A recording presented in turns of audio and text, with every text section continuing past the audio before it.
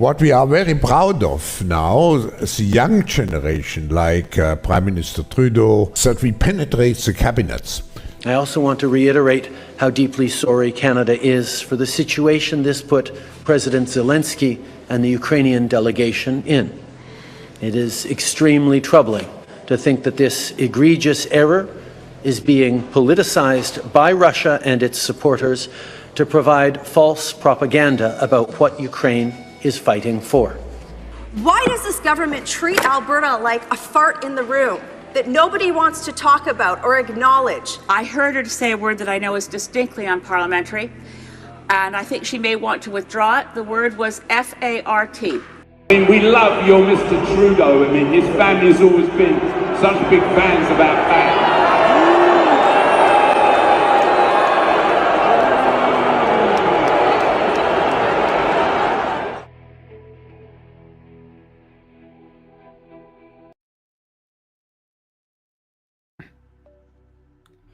Welcome, everybody, one and all. It is Monday, January 13th, 2025. Welcome to episode 22. Episode 22 of the Maple Files. We are your hosts, No Himbo and Yeti Jesus. Hope everybody's week is going well. Mine's just pretty much same old, same old. I forgot how much the job application process fucking sucks. It's just like I don't know about you, but it was never like this in the old days for me. It's like a job interview used to be just a job interview. And people used to just be like, yeah, you're hired, or like, yeah, no, we're gonna pass. Now it's like, okay, well, we have our initial screening interview, and then we have a second interview, and then we've got like this third interview and this fourth interview. And basically, if you're an introvert, you're completely fucked to begin with. Anyway, we have like this month-long process of putting you through this. And I've spoken about this before, but I always felt like you should be able to like bill companies for like your time. Because I swear to God, some of these processes, I remember I interviewed with Unity, and the total interview process was like 6 hours of my life. Just for them to tell me like, oh, we're actually just going with someone who's already in the company. I'm like, well, why did you do all this then? Just promote someone from within. You should do that anyway. They were probably doing a hell of a good job for you. Yeah. I've been lucky for most part. Most of my jobs have came by word of mouth, or like just meeting people. Because I bartended, I worked in bars, and then eventually I just started my own company. That was one of my first gigs when I moved to Toronto. Did bartending and all that. It's fun. It's interesting. It's a really good gig if you're a good listener. I'll put it that way. Yeah. Just listening to, because a lot of people just want to vent, and I don't blame them. We live in a circus, so just sit there and just agree, and then open another drink for them. Pretty much. Yeah, that's pretty much. That is a lot of problems. Here's another beer. Pretty much. That's pretty much exactly how it goes, almost every time. So without further ado, I'm going to get into the first development we have here over on the Maple Files. I always forget which one of these it is. There we go. There we go. Much better. So we have we have an update when it comes to the debt situation here in Canada. Despite interest rate cuts, more than 1 in 4 Canadians expect to be unable to pay bills, yet more than 1 in 5 plan to take on more debt, which is pretty brutal, let's be honest. Inflation continues to be a leading concern for 82% of Canadians, with 44% of those surveyed reporting that their household finances are worse than anticipated in 2024. So some key findings from this TransUnion report. Household financial strains are most felt among Gen X, 51%, as this generation nears retirement. Housing prices of concern to 57%, with only 14% intending to take out a new mortgage in the next 12 months, and 15% considering refinancing their property. Millennials hold the largest share of debt at $911 billion. Millennials most concerned about their ability to keep current with bills and loans, with 35% saying they're not able to pay at least one in full. And more than half of Canadians, 63%, don't expect household income to increase in the next 6 months. Which isn't surprising, because anyone who's held a job knows how much of a pulling teeth exercise it is to get pretty much any kind of pay increase at your job whatsoever. I mean, my God, the amount of hoop. I was going to say, and like, admittedly, some of our spending in our generation is not always essential, and we could definitely cut back in those areas. But like, the sheer number is indicative of a much larger problem. When that many are in debt. Sure, spending habits are worse, but there's got to be a larger problem here, or a larger problem there. I mean, I always kind of look at the bell curve. If the majority of people just like they can't get by, then it's a systemic problem, and that's it. Like anyone can say like, oh, your spending could be better, but it's like, well, if the majority of people spending is bad, that's just their spending, and you just got to deal with it. Like, and I mean, I've always been of the mind that like we live in this weird like scarcity mindset where it's like, I feel like this has always been kind of a central point of capitalist propaganda, where it's like, if you spend $1 on anything that isn't like bread and rent, like if you spend $1 on anything that might give you like a little tiny bit of joy in this life, and I mean, if you're doing that poorly to begin with, life's probably just a ball of stress. You're probably just panicking every week over your finances anyway. Yeah. A central focus of capitalist propaganda has always been like, if you spend like anything just on like enjoying your life, which is finite and you should be enjoying, then somehow you're irresponsible. And I've always thought about that growing up, where it's like, we shouldn't feel guilt over that. You should be spending money to enjoy your life. We're not saying go out and like take out a loan on a fucking yacht or something. Yeah, but it's don't like, blow your money. Be responsible. But if you're working a job, it should pay you enough that you could at least enjoy life somewhat. Which, I mean, is a very broad category, yes. But there needs to be more than just scraping by and going to work every day.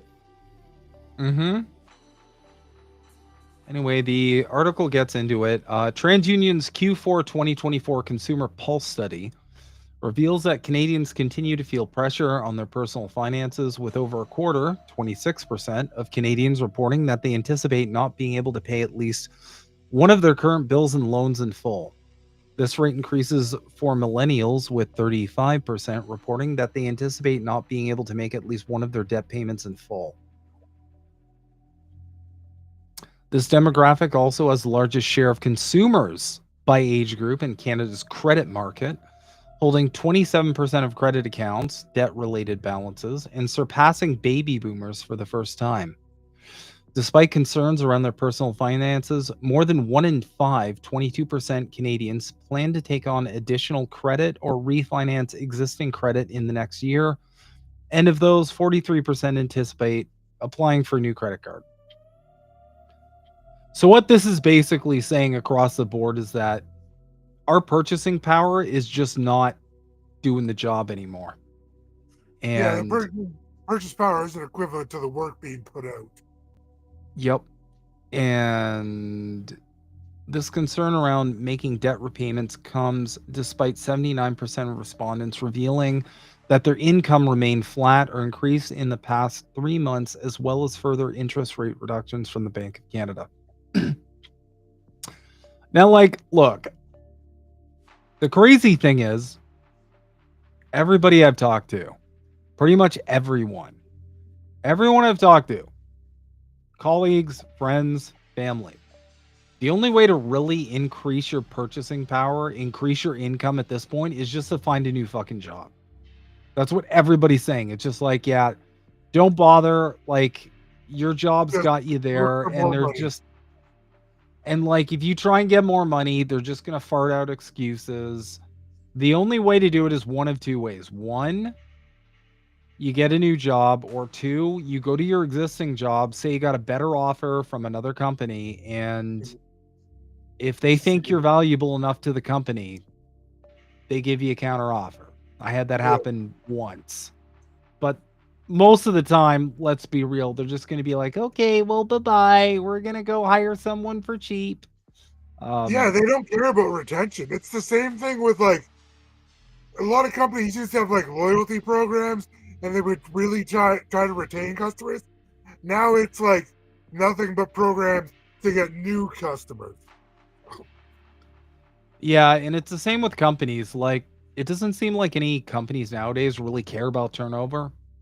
Despite how bad it is for your company. Because like, high turnover rate sucks. You've got to bring people on, you've got to train them.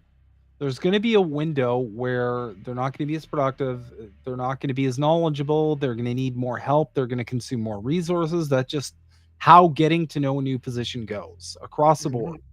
Yep. And it seems like companies don't really realize how detrimental that is for your business. And it's like, I mean, here at my company, it's like a revolving door at this point. People are just quitting left and right. Like, everybody's jumping ship. And I'm sitting here like, well, I'm not going down with the ship. Yeah. So I'm not the captain. Where's that lifeboat? Yup. Many Canadians also continue to feel that their financial outlook is stagnant, with nearly 6 in 10, 59%, saying that their incomes remain the same in the last 3 months, and more than half, 63%, saying that they don't expect their household income to increase in the next 6 months. Millennials, as we read, hold the largest share of debt at $911 billion, approximately 38% of all Canadian debt. This is likely due to shifts in life stage, as millennials are increasingly having children, buying homes, and continuing to pay off existing debt.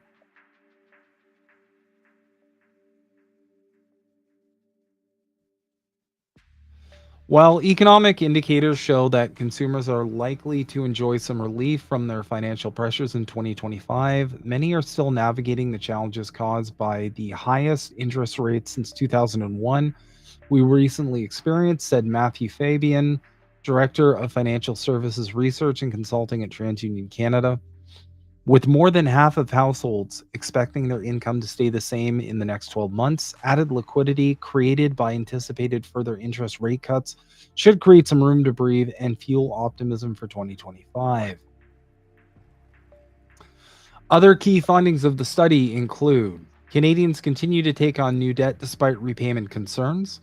Despite concerns around the personal finances, nearly a quarter, 22% of Canadians stated that they intended to take on additional or refinance existing credit in the next year. And of those, 43% anticipate applying for a new credit card. This indicates, that some consumers are seeking to have extra credit available to help offset cash flow shortages during tough financial times. And that's what a lot of people I know are doing. They just need more cushion.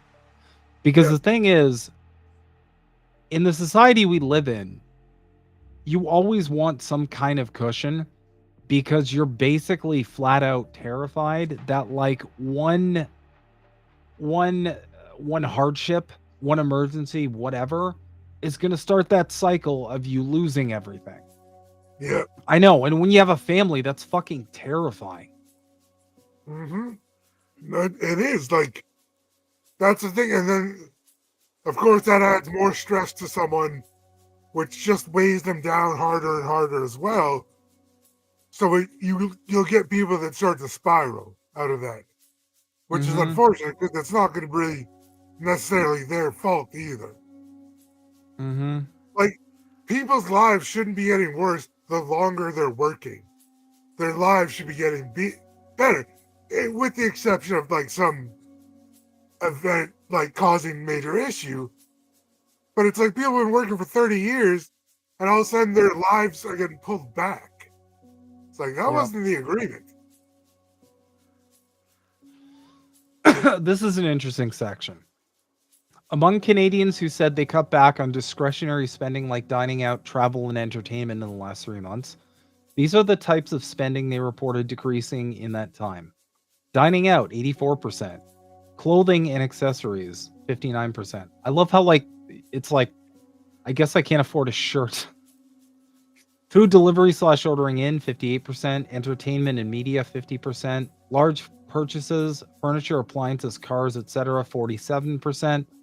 Travel, 48%. Home improvement, 33%. Electronics, 30%. Toys and hobbies, 28%.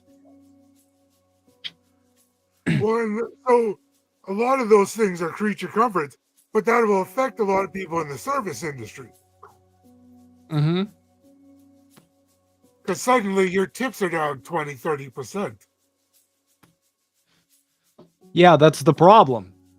When everybody's struggling, it affects the whole ecosystem across the board. But I have a note. I've got a note on this because I was actually thinking about this the other day. Because I feel like a lot of people probably think of things like debt, financial stress. I feel like we've been programmed to think of these things as like some kind of personal failing. Like you're letting your wife or your husband down, or you're letting your parents down. You're doing poorly. But here's the thing, and I want to make an appeal to everybody. Start rethinking the way you look at debt, the way you look at financial hardship. Because here's the thing.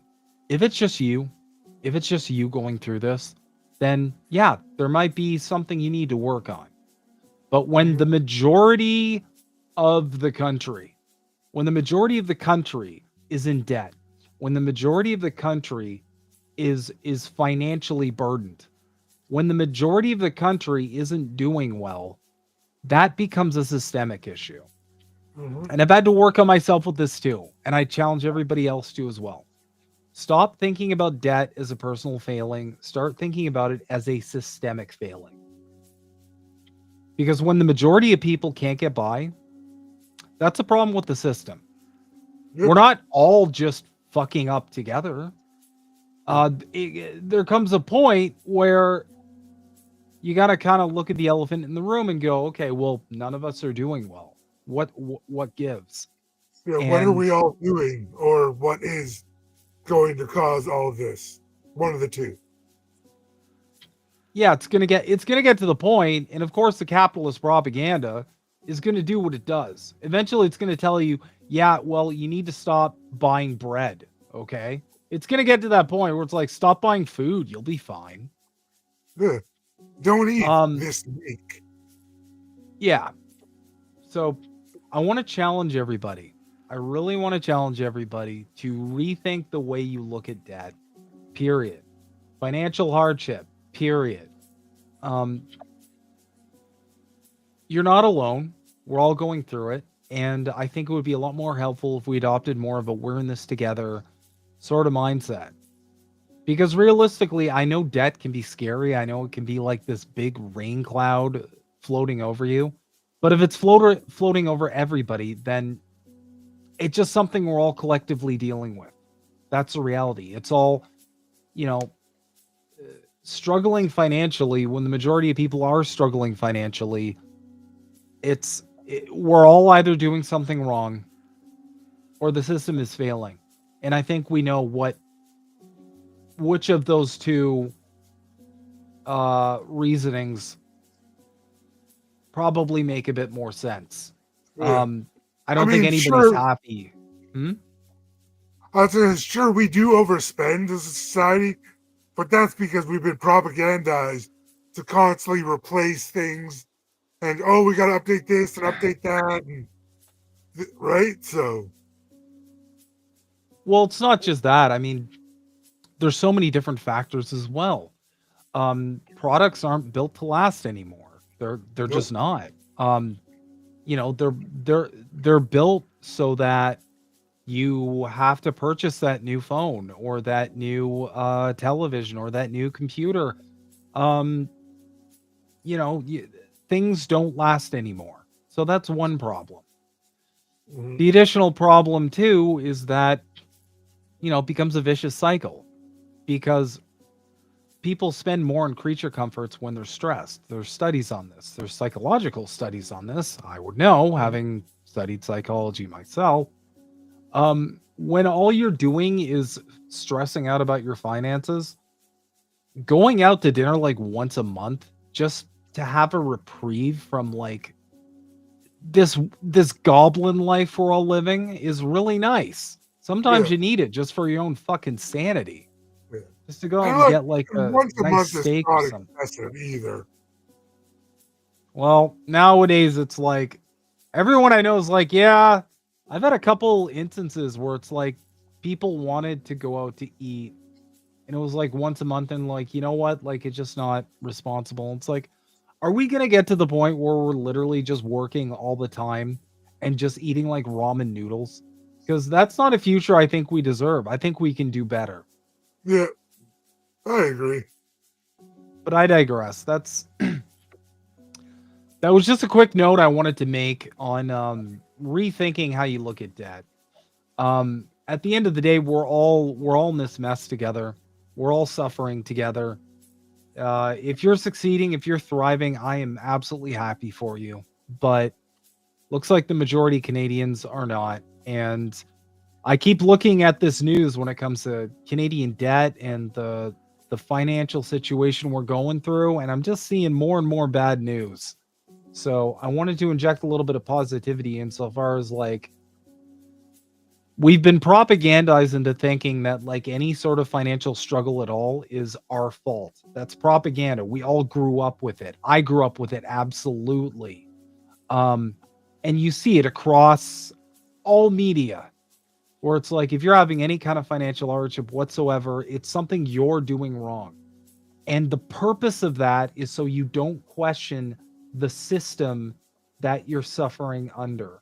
It's so you take it on as a personal failing and you don't question maybe the system isn't working. And a lot of people are getting to that point where they're finally waking up and going, I don't think the system's working.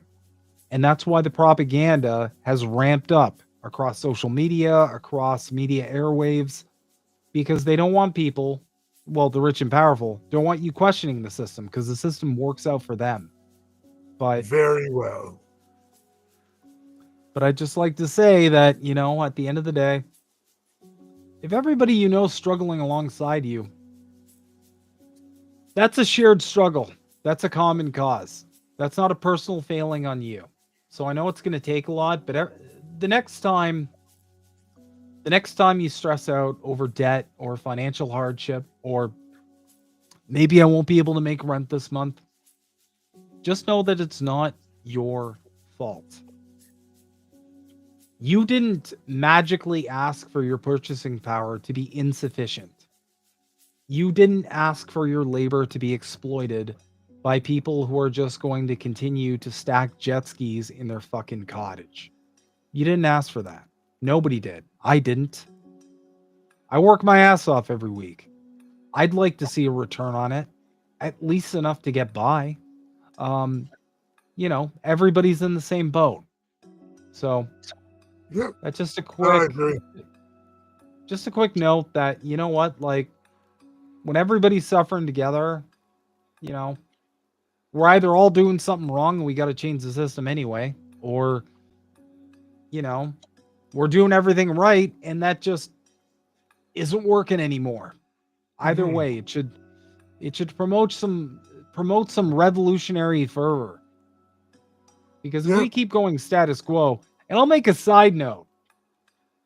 If once PP gets into office, I don't see this ship getting turned around. I'm going to be calling out a lot of those fucking conservative shills online. I'm going to start asking people like, hey, this was the guy who's supposed to fix the economy, right? What's going on? What's up? Because he's leading tax cutting. tax cutting. Oh, everybody's talking about the carbon tax and like him cutting it. I don't even think he's gonna cut it. I don't even think he's getting that far. I think he might cut some of it, but that might be it. I could be wrong though. It's happened once. For a lot of Canadians, they're about to witness their first like conservative promise-breaking spree, and I'm here for it. Just so I can pat them on the back and be like, "Oh, first time." Yeah, the liberals did this to us before the conservatives did it. They all do it. They promise your life's going to get better. They get into office, your life gets shittier. And then this is always the play. Always the play. North America in general. Doesn't matter if it's America or Canada. This is always the play. Politician runs for office. Promises to fix everything. Gets into office. Can't fix everything. Blames the previous administration. Then a new politician comes in. They run for office. They promise to fix everything. They don't fix everything. They blame the previous administration. I have seen this play my whole fucking life. My whole goddamn life. I've seen one play from politicians in North America. And it's that one. And it's crazy. More people don't. Every time. It's, we'll fix this. Oh, no. We can't fix it. It's the other guy's fault. But vote us back in. We'll try and fix it again. Well, but we couldn't fix it again. Sorry. Yeah, I don't know why people don't ask smarter questions, such as like, well, the last prime minister said those things you were saying, and then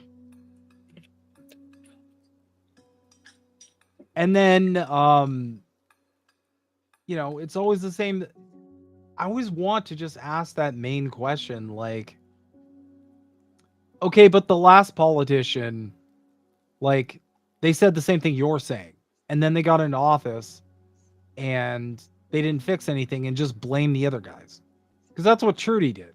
He just blamed the Harper government. He just like, yeah, just Harper messed up. And it's like, but motherfucker, you ran on fixing the problem. Yeah, you and now made PP's it work, not better. Yeah.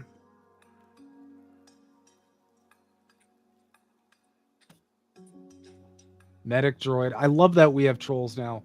Housing costs doubling. You're right. Housing prices have soared, but blaming Harper for something liberals have had 8 years to fix? That's weak. My guy, I'm blaming all of them. That's my point. Trudeau blamed Harper instead of fixing the problem. And after that, I will bet you any amount of fucking money that Pierre Poilievre, once he gets into office, he's going to do the exact same shit.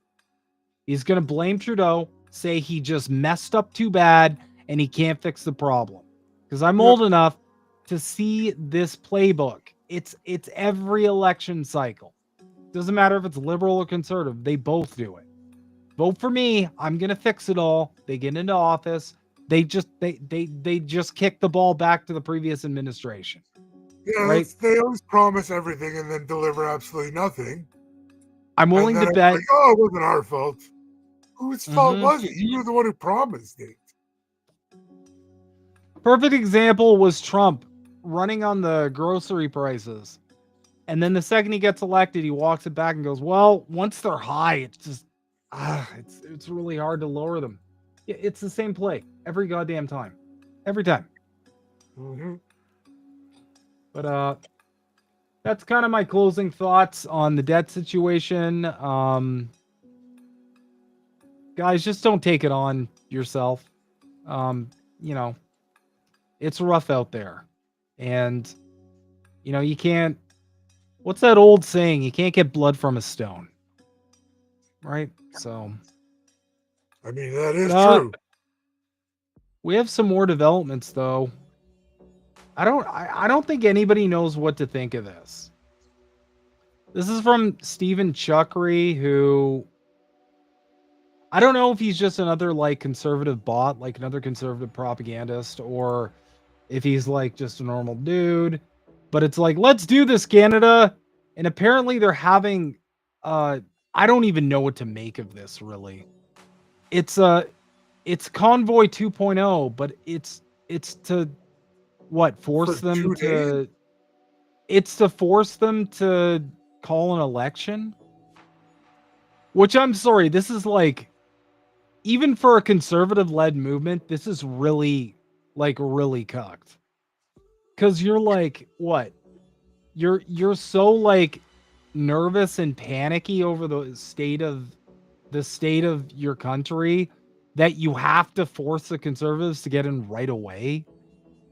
It's like we saw that in the Pierre Poilievre interview with Jordan Peterson. Even he started kind of setting expectations where it's like, well, it's going to take a lot of work, and they all do that. Off and then March.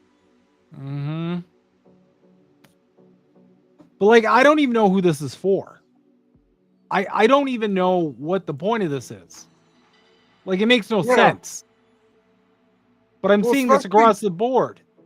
To give it like specific dates. It's like, that's not going to do anything if they know you're going to be gone in 2 days. Yeah.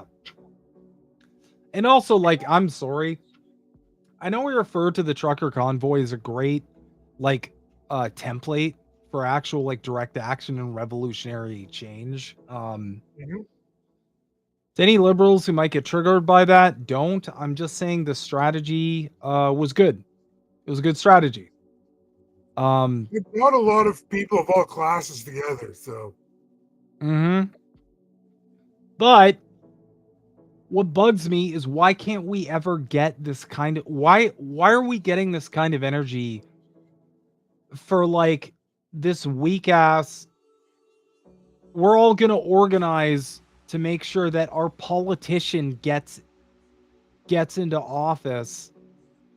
Like, what is this weak, like, expecting a hero to save you thing? Where is, I said this on Twitter, where is the labor convoy? Where is the get Loblaws to stop fucking us convoy? Yeah. Where is the let's take on the telecom industry convoy? Why can't we ever get this kind of energy for anything that might actually directly affect our material conditions? Why is it always like some sort of bullshit electoralism? Well, I don't understand how sometimes conservatives don't make the crossover that if people are paying our politicians, it's people that own corporations. So we have to go after corporations. But it's like, no, it's just the government. Well, no, we need to take care of the people paying the government as well, or paying off the government as well. Yeah. I mean, I'm just trying to get the majority of people to wake up and realize, like, no, the government's just working for the corporations.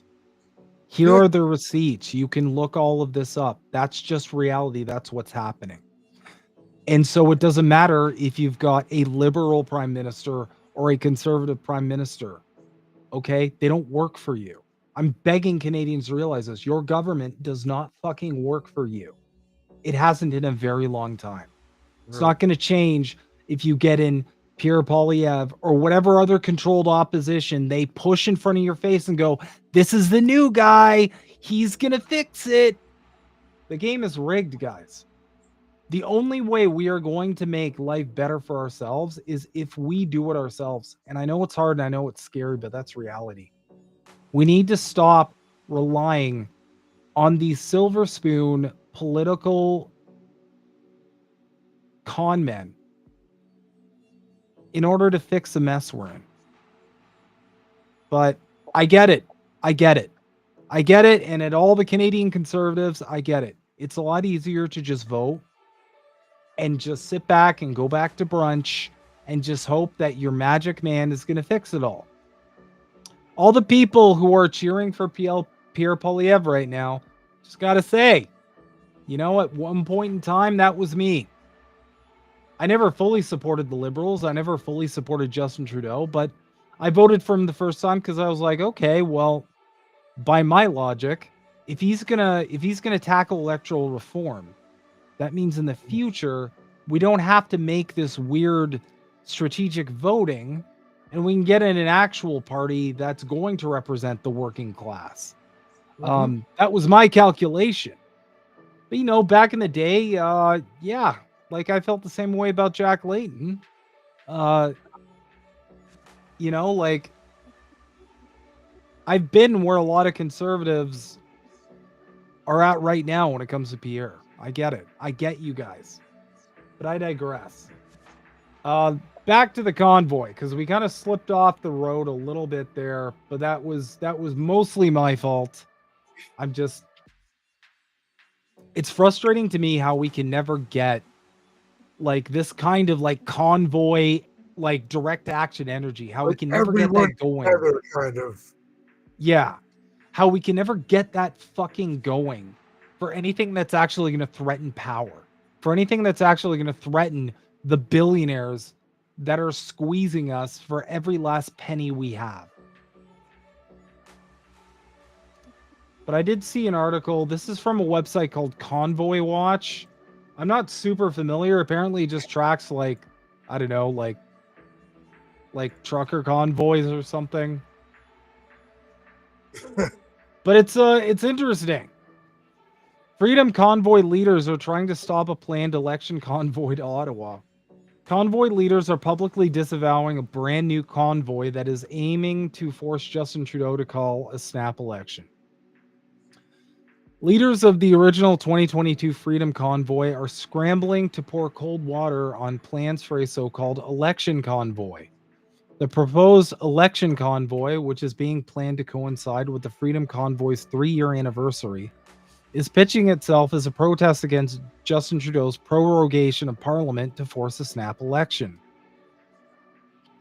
Organized largely in far-right Facebook groups, the 2025 election convoy is being spearheaded by figures previously associated with the anti-LGBTQ+ Million March for Children protests and the Save the Children convoy, a conspiratorial group that aspired to arrest political leaders.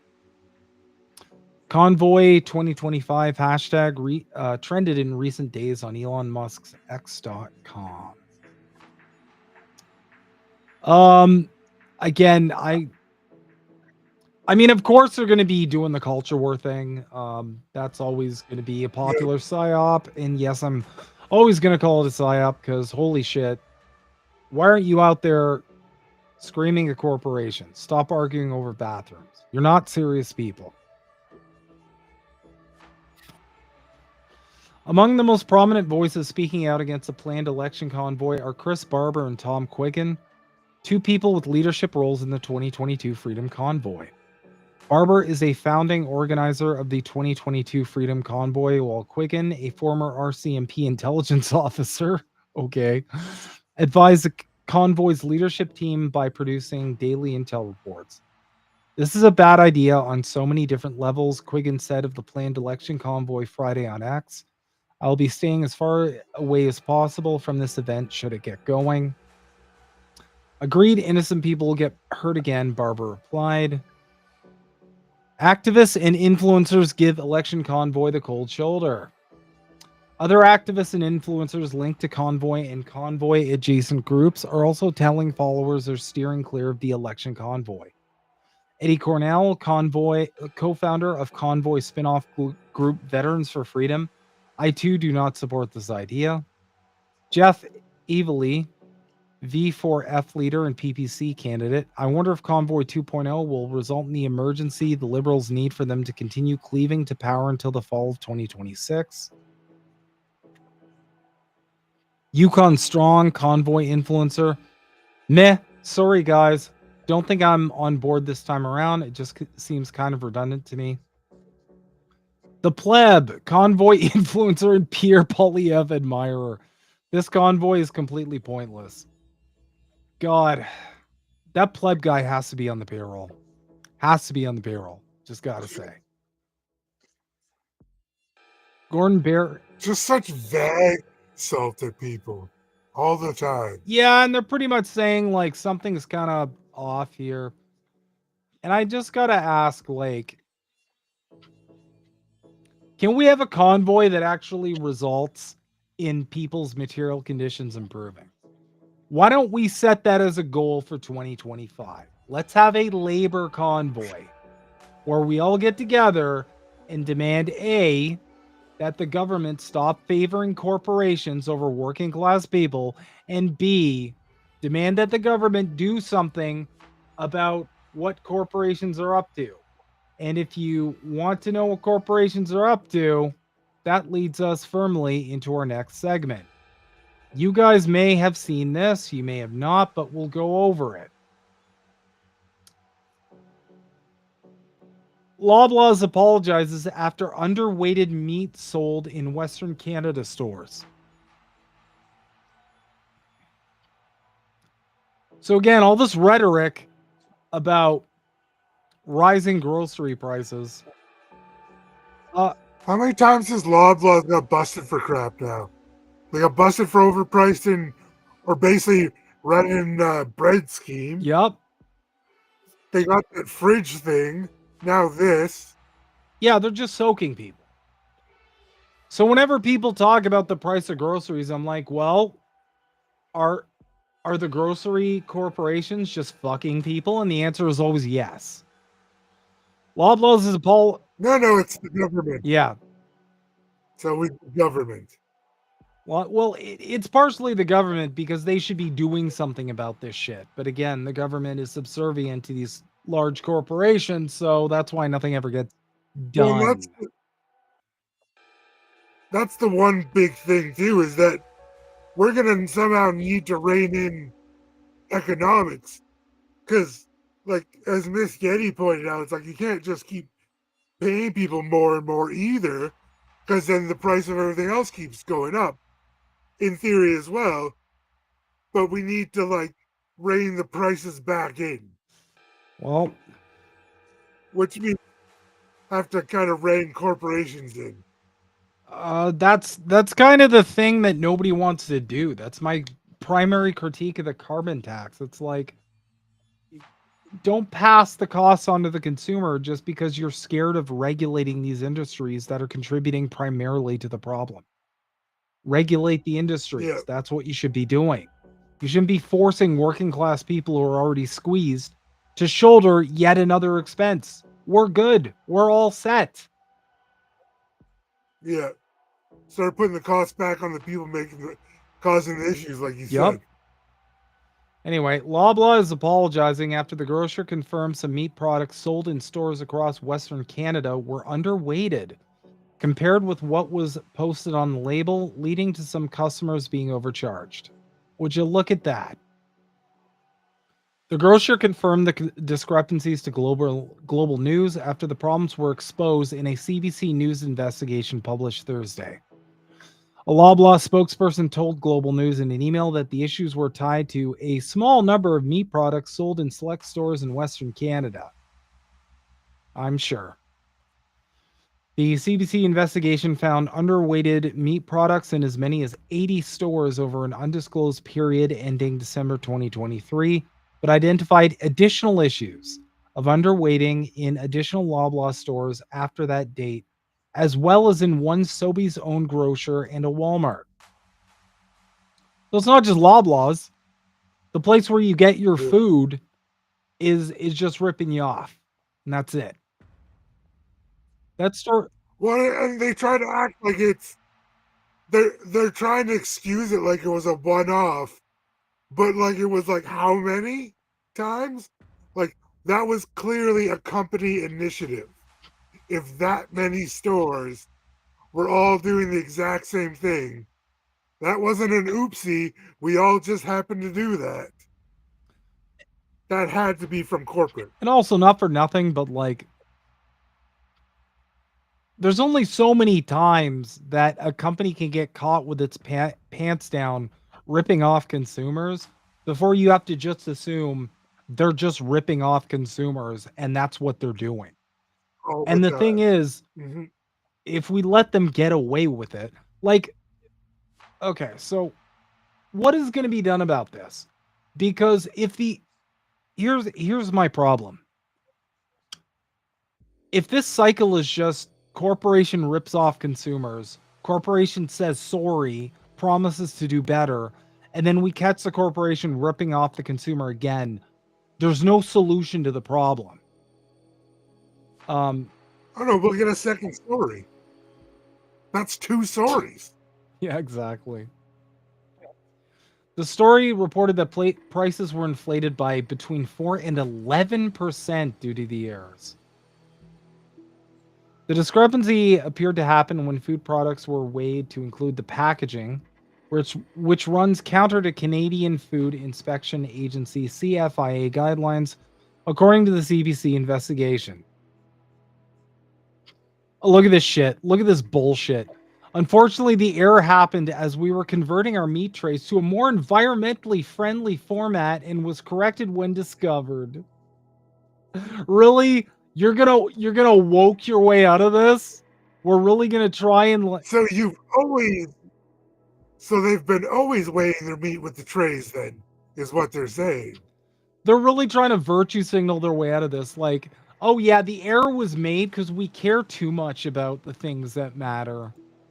That's so good. Mm-hmm. And also, like, not for nothing, but if the largest grocery chain in Canada can't understand how to adhere to Canadian Food Inspection Agency guidelines, then that's a much bigger problem. But I mean, realistically, like, what's more likely here? They're this fucking stupid, or they're just ripping you off. I usually go with, Occam's razor. The simplest solution is usually the correct one. Yeah. Well, it's probably, we probably start going back in history. You can probably find other times Loblaws has been caught for other stuff too. Of course.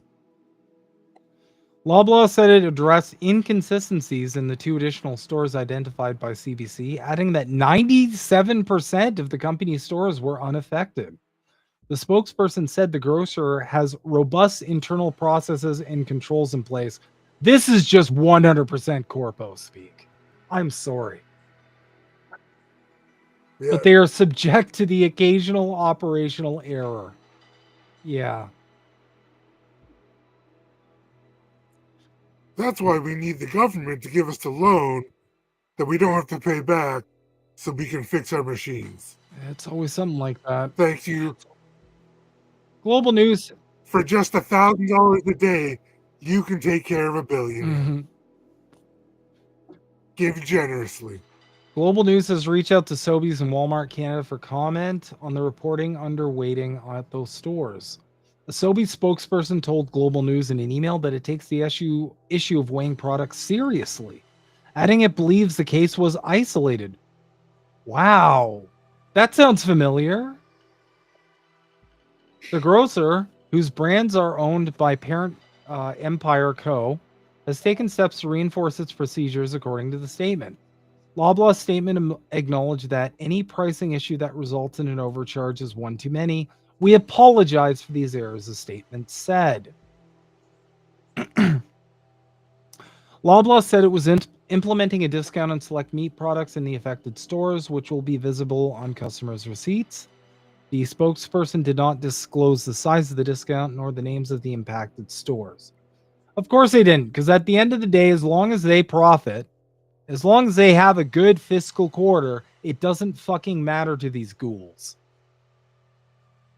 Nope. It's all about the numbers on the charts. As long as numbers going up, we're doing good, baby. Especially if you get caught ripping off consumers at the end of the day, you just have to say sorry and it's good. That's it. That's all you got to do. You don't really... Like, what action... Like, there needs to be some kind of regulation here. Like you're kind of getting at, nothing happens about this. they break laws, break rules. Nah.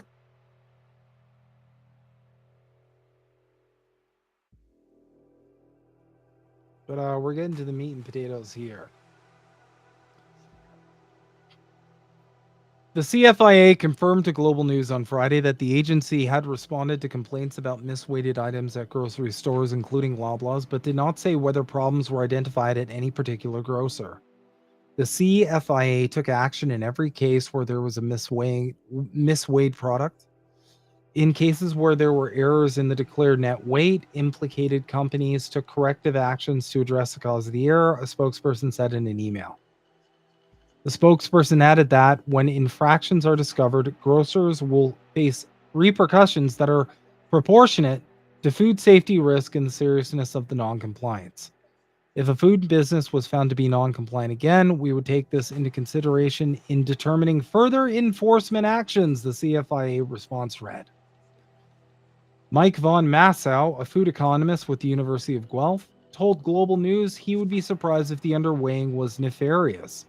He thinks a technical glitch or lack of training or quality assurance is a more likely scenario. Of course, it's always human error. With the plastic packaging making up the difference in weight, von Massow said, it's likely that scales were improperly tiered, reset to account for the size of packaging while taking a weight, then a deliberate intent to shortchange customers. The alternative, that grocers have been deliberately mislabeling packaging on a nationwide scale, would invite serious consequences. If it's being done on purpose and now we're covering our butts by saying it was an accident, well then frankly it's criminal. I mean, it's fraud, von Massow said. And so in that circumstance, again, the reputational risk is such that I don't think most companies would be really willing to risk it. Okay, but here's the problem. We just get to the point where we have someone like you on to run defense for the grocer. They can just say sorry. And nobody's the wiser. There's nothing actually happening here. That's the problem. And at the end of the day, you know, they got that bag. Mm-hmm. So, TLDR. Oh yeah, every time just like, oh, we didn't know we couldn't just lie to you. Sorry. So yeah, again, TLDR, Loblaws is being awful once more, and once more, it's some kind of human error, flawed, whatever. Not surprising. Soon they'll blame AI, so that's nice. That'll be a nice change.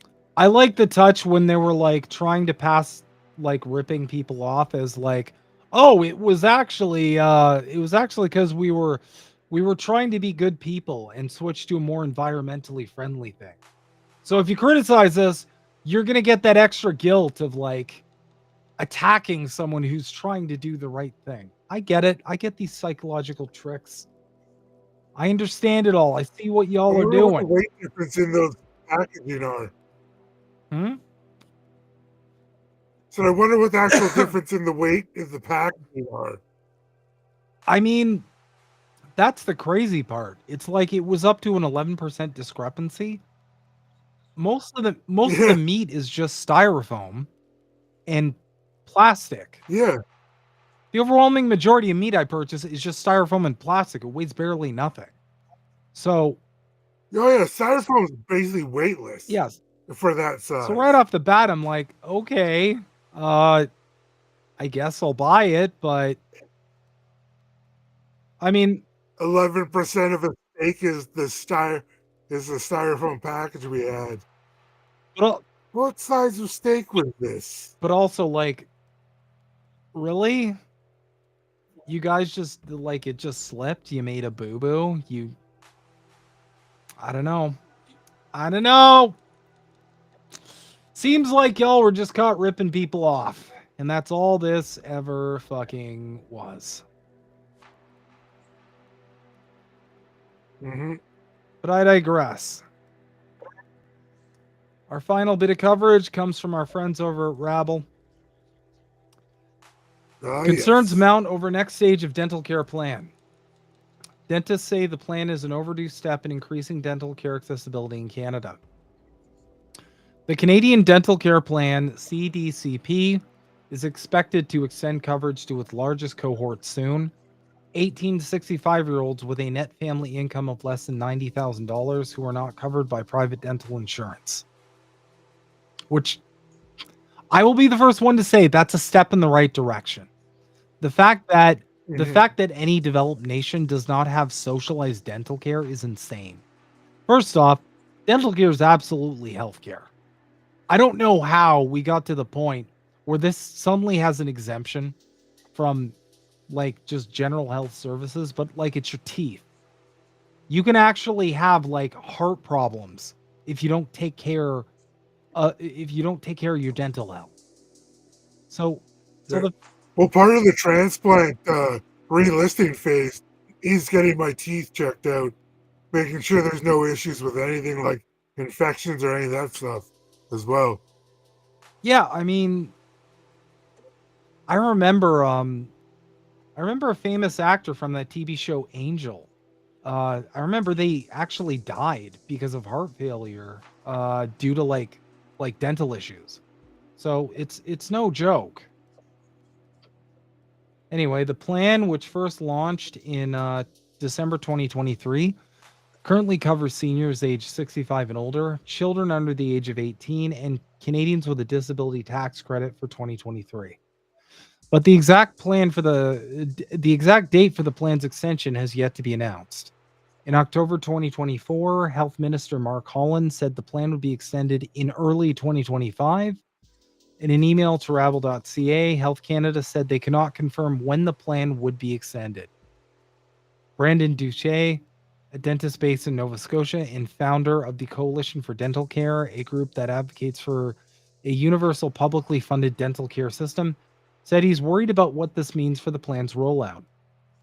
If this program doesn't get fully implemented in this parliament, then the next government will not be so friendly to it because it's looking like it's going to be a conservative government. He said in an interview with rabble.ca. Well, no shit. The conservatives, like, their entire philosophy is just cutting things. So that tracks. But the liberals' incompetence allows for the conservatives to take power. That's a cycle we need to break out of. On Monday, Prime Minister Justin Trudeau announced that he was resigning as leader of the Liberal Party and as Prime Minister, but said he will stay on until the party selects a new leader. He also announced that Parliament will be prorogued or suspended until March 24th, meaning that members of Parliament will be unable to vote on any new laws and all existing committee work will be put on hold. Funding for the CDCP has already passed Parliament, and the plan's rollout began in 2023, but some worry that the Parliament's prorogue, as well as the impending election, could still impact the plan. Duche said he thinks that if the election is held before the plan is fully rolled out, the next stage will never be launched. And now you know at least one reason why conservatives are so panicky in getting an election going. Because they don't want one more thing that they can't fucking cut. That's fair. If the program is not fully up and running, it's not going to continue to get expanded, he said. It's supposed to cover 9 million people, so we're only about 1/3 of what it's supposed to be at the moment. As of October 2024, about 2.7 million Canadians have been approved for coverage under the CDCP. The benefits of accessible dental care. Manish Jain, president of the Ontario Dental Association, ODA, and practicing dentist in Guelph, said that dentists have long been advocating for more accessible dental care for Canadians without private insurance. Access to oral health care in Canada has been a challenge, too often an impossibility for those without dental coverage for many decades, he said in an email to rabble.ca. It's something dentists have been advocating to improve for just as long. Dental care is incredibly important to one's oral health and their overall health. he continued. Like I said, poor oral health is linked to many diseases and chronic conditions, including cardiovascular disease, dementia, and diabetes. Duche also emphasized the importance of accessible dental care, pointing to the state of Canadian dental social assistance programs prior to the CDCP, especially in comparison to other countries in the Organization for Economic Cooperation and Development, OECD. We ranked second last among OECD countries in our share of public dental spending as a share of total dental spending. Prior to the CDCP, only about 6% of Canada's total dental spending was covered by public programs. The remaining 84% was funded by private insurance and out-of-pocket payments. Excuse me. Comparatively, in the United States, 10% of dental spending is publicly funded.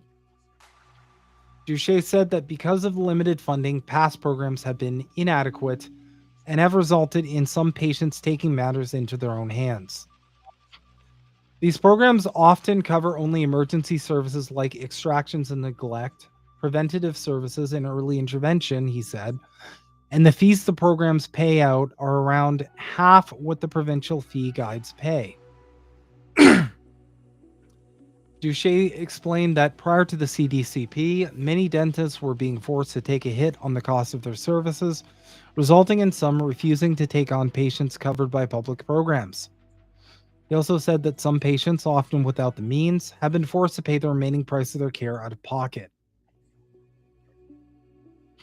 You know, I've seen dozens of people who have told me they've tried to extract their own teeth with pliers, Duche said. You can imagine the level of desperation someone has to have that. But Duche emphasized that poor dental health can impact more than just health. It makes it so that people get trapped into that cycle of poverty, he said. Because if you can't afford dental and it's harder to find a job because you have missing front teeth and visible decay, it becomes a cycle that is self-perpetuating. Again, that's a very class-conscious sort of attitude. Yeah. Could the dental plan give employers an avenue to drop coverage? Some dentists worry that the plan may give employers the opportunity to stop providing private insurance for employees that fall within the CDCP's income bracket.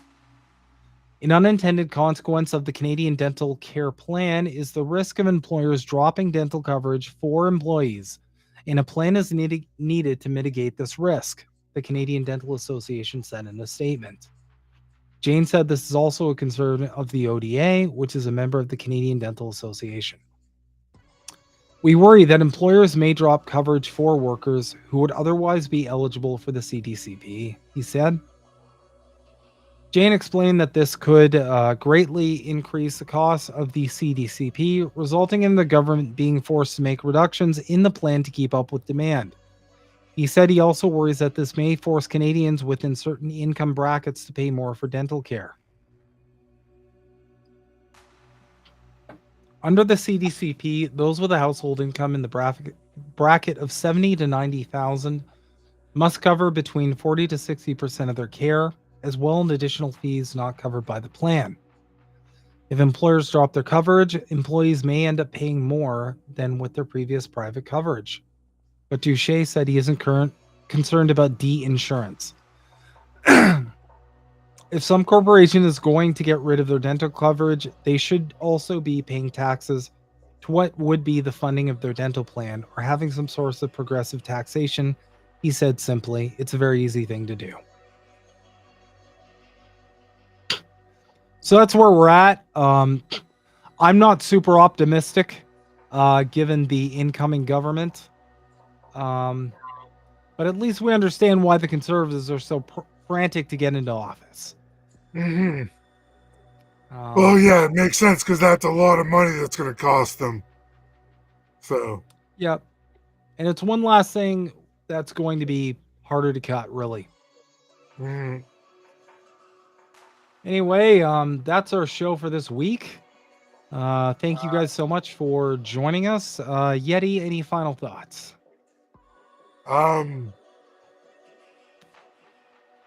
Just want to tell everyone to keep working hard at what they're doing, trying to do what little you can. don't let government get off with anything. Just keep working. Amen. A source of comfort for me, at least, is knowing that we Canadians are all in this together. We're all kind of struggling together, and whatever new, fresh hell the likely conservative government brings, we're all going to be in that together too. On the plus side, this is a great opportunity to start getting organized, start joining organizational efforts. Listen, whether you like the convoy or not, they at least push the government to do something about a thing. And we need to start taking that energy a little more seriously than we have been. Anyway, thank you guys so much for tuning in, and keep questioning everything. Go check out the Indie News Network for the upcoming shows. I'll be back, as always, on Thursday with another episode of Snow Himbo Streams. And yeah, thank you guys so much for all the support. Please remember to follow. I'll get the cool link up. 1 second.